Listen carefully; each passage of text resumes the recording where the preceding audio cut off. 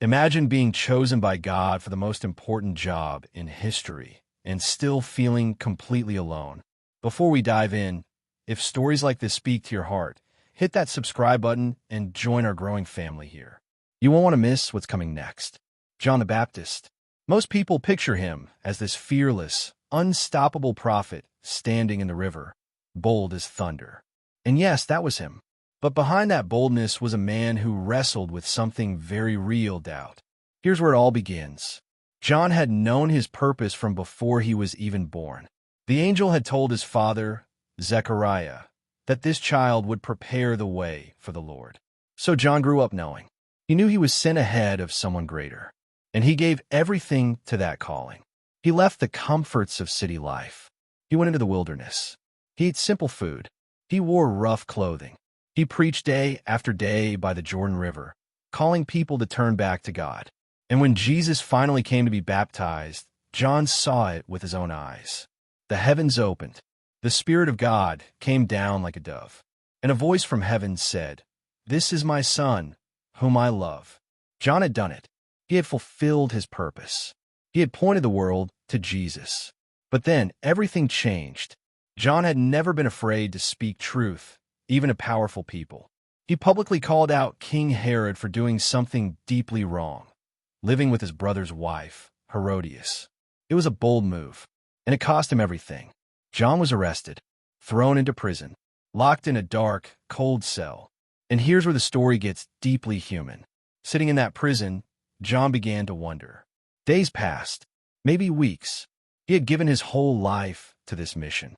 He had sacrificed comfort, family, everything. He had told everyone that Jesus was the one they had been waiting for. But now silence. No rescue. No miracle.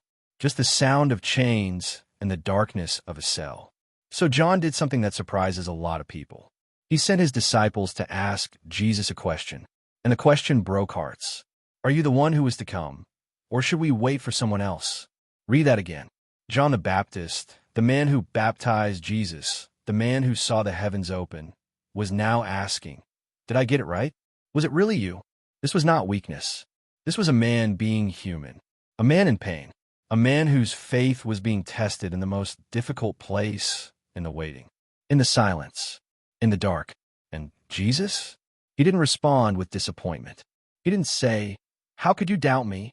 Instead, he sent back a message filled with gentleness. He said, "Tell John what you see and hear. The blind are seeing, the lame are walking, the poor are hearing good news." And then Jesus said something extraordinary. He told the crowd, "Among those born of women, there is no one greater than John."